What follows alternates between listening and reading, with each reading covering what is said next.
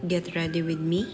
Tara, samahan niyo ako pumasok. Sa paggising ko nga, nakita ko may pimple akong tumubo sa noo. Anyway, Friday ngayon, so last day na ngayon at weekends na bukas. Yung day off ko kasi Saturday and Sunday, so mamaya maglalaban na ako. Para weekends, wala nang gagawin. Bibilisan ko na nga palang maligo para makapag-prepare ako ng maayos kasi anong oras na naman. Usually kasi ang ginagawa ko pagkagising, diretso ligo na agad, hindi na ako nagbe-breakfast sa bahay. Kasi mas madami naman akong time sa office para mag-breakfast. 9:45 pa naman yung pasok ko pero yung gising ko palaging sakto sa oras. Alam ko marami sa atin yung nag-a-alarm ng maraming beses. Yung alarm ko 3. Merong 8 a.m., 8:30, 8:50. Bale 8:50 umuupo na ako sa higaan ko kasi inaantok pa talaga ako that time. May 10 minutes pa ako para bumaba. Bumaba ng higaan kasi naka-bunk bed po kami, so sa taas ako. Since mag-isa ko lang sa Dubai, mas pinili kong mag-bed space kasi kilala ko na yung mga kabahay ko. 2 years na po kasi kami magkakasama dito. Pero yung unang taon na magkakasama kami nung nakilala ko sila sa kabilang bahay pa yun. At ayun na nga, sobrang bilis ng transition. Nakaligo na ako agad at nagbihis na ako. Sa mga oras na to, binibilisan ko na talaga kasi nga anong oras na. Palagi na lang akong late sa office, 9:45 yung pasok ko. Tapos yung labas ko ng bahay, 9:30. Diyos ko naman, Christine. Sobrang bagal ko po kasing kumilo sa totoo lang. Pero kapag pumapasok ako, ligo tapos labas na agad. Konting eme-eme lang sa mukha. Yung ginagamit ko nga pala dyan, Rix Skin Charity. Ano daw? Basta Rix. Yung starter pack yung lagi kong ginagamit. Hindi po ako sponsored pero matagal ko na kasing gamit yan. So pagkatapos ko mag-skincare, lipstick lang at kilay, okay na ako. Naglalagay din pala ako yung Nivea. Kasi sobrang dry ng skin ko, hindi ko alam yung weather dito umiinit na. Syempre nasa desierto tayo, kaya yung weather ngayon lalong umiinit na kasi magsa-summer na. Grabe, pag nag-voice record ako, hindi ko alam bakit ganito yung boses ko, napakahina kasi hindi talaga ito yung boses ko. Kaya sobrang natatawa ako sa mga nagko-comment dyan, sa mga nagme-message yan. Grabe kayo, kilalang kilala nyo talaga ako. Alam kasi talaga nila yung boses ko kung gaano kalakas. Grabe, sa pamilya kasi namin hindi talaga uso yung ganun. Big shoutout nga pala kay Ate Shu dito sa lubutin na binigay mo sa akin. Lubutan? I don't know. Pero grabe, thank you.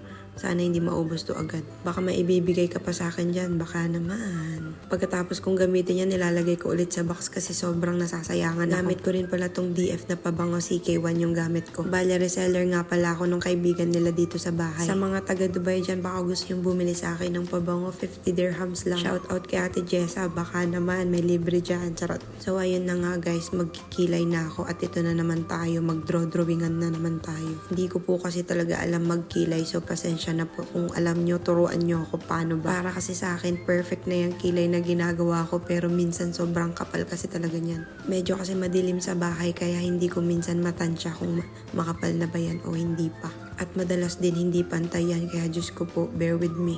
Yung pencil na gamit ko, nabili ko pa yan sa Pilipinas at talagang nag-hoard ako every time na may umuwi at nagpapasabay ako.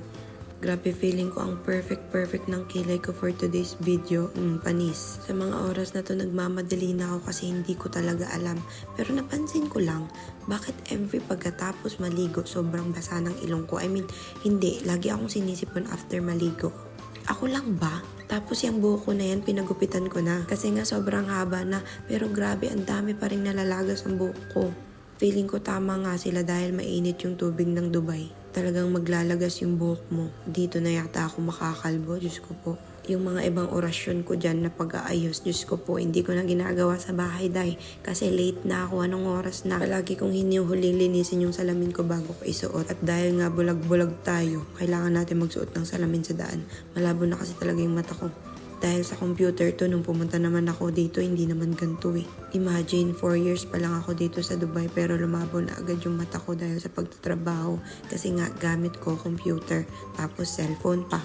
At sa mga oras na to, nagmamadali na ako, binuksan ko na agad yung pintuan, pinatay ko na yung ilaw at aircon. Pag may oras pa ako dito, nagsasalamin muna ako, tumitingin muna ako sa salamin kung okay lang ba yung bangs ko. Kasi naiinis na talaga ako sa bangs ko, grabe. Hindi kasi magkasundo yung bangs ko, mahiwa sa gitna, Diyos ko po.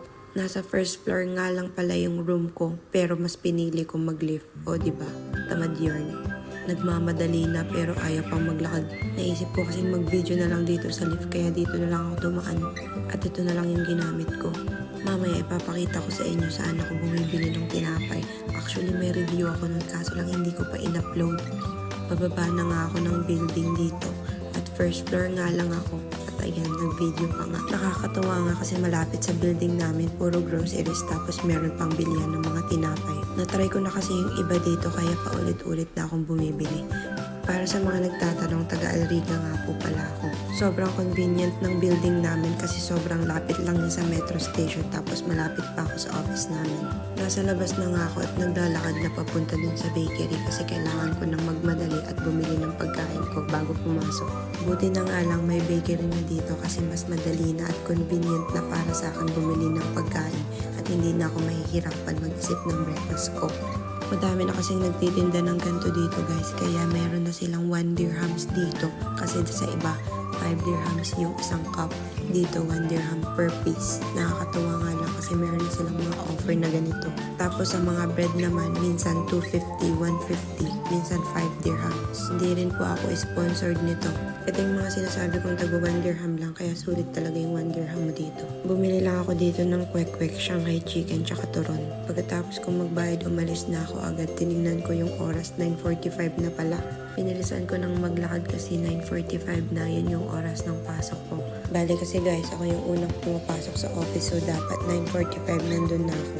Nasa akin kasi yung susi guys, kaya dapat ako talaga yung nauna sa office. Naglalakad na ako papuntang metro dito, grabe at sobrang init na. Anong oras pa lang. Sabi ko nga sa inyo, sobrang convenient ng bahay namin papunta sa office ko kasi sobrang lapit lang sa metro station. Magtatap ka lang at 2 metro station lang nandun ka na. Dahil nga nagmamadali na ako, nag-walk na lang ako kaysa antayin yung escalator na bumaba. Lagi nang ito yung gamit ko kasi palagi naman akong late sa office. Pero pag alam kong maaga ako, syempre, dahan-dahan lang tayo maglakad. Ngayon kasi nagmamadali tayo eh.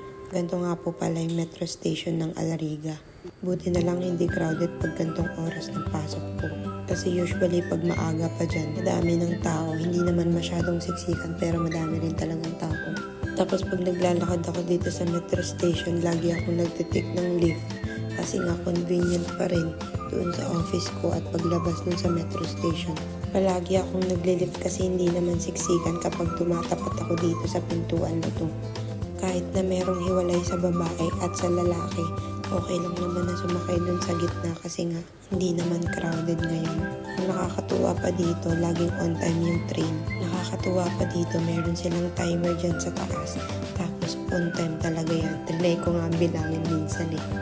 Pero grabe, saludo pa rin talaga ako sa mga OFW dyan. Actually sa atin, shout out sa ating lahat ng mga OFW saan magpanig ng mundo. Kasi nakakasurvive tayo kahit malayo tayo sa pamilya natin. At alam naman natin na walang mahirap at walang madali kasi lahat gagawin natin para sa mga taong mahal natin sa buhay. Lalo na po ako na mag-isa sa Dubai at walang kahit sinong kasama sa bahay ng pamilya. Nandito naman yung tito ko at siya yung kumuha sa akin dito kaya ako nandito sa Dubai. Hindi kasi kami magkasama pero dati magkasama kami sa office tapos sa bahay. Nagkataon lang na nag-pandemic kaya kailangan kong humanap ng ibang work at umalis ng Sharjah at yun nakahanap ako dito sa Dubai. Marami po kasing states ang United Arab Emirates. Isa sa states ang Dubai at Sharjah. Taga-Sharjah po kasi ako dati nung dumating ako dito.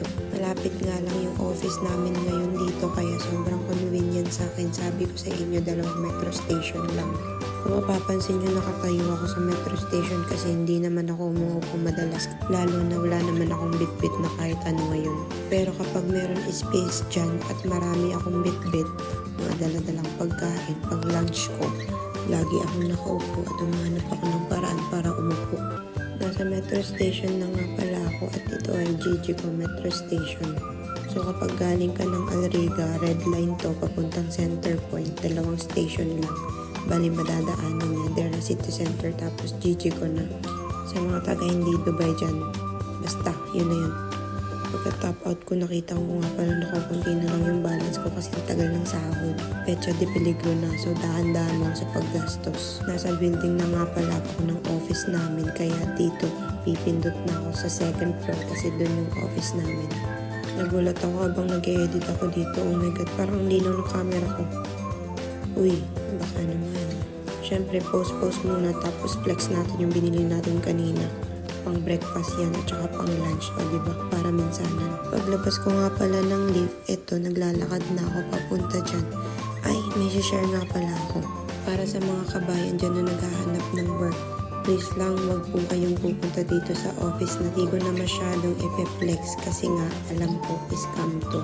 Ilang beses na silang nabaladiya pero hindi pa rin sila tumitigil ng scam ng tao kaya hanggat maaari kapag may kabayan akong nakikita dyan hindi talaga ako nagdadalawang isip na sabihan na umalis na sila. Kasi nga yung office na yan is scam. Hindi sa nakikialam ako pero nakakaawa kayo. Kasi yung office na yun guys, nangi-scam sila, nanghihingi sila ng pera sa mga aplikante which is hindi naman dapat. Nasa office na nga ako so ang ginagawa ko lang dito every morning nagsisindi ng ilaw ng aircon. Tapos inaayos ko lang yung table. Kaya hindi ako nakakapag-cellphone madalas kasi nga yung office namin kasama ko yung amo ko doon sa isang room. Yun lang naman ang ginagawa ko every morning. So it's Friday today, weekend and party time. Actually hindi, sa weekends natutulog lang ako. Tapos nag-church, tapos wala na, Monday na ulit. So guys, thank you po sa panonood. Andito na ako sa office namin and magre-ready na ako. Sana manood pa po kayo sa mga susunod kong videos. Thank you po for watching and like, follow, and share my videos. Bye!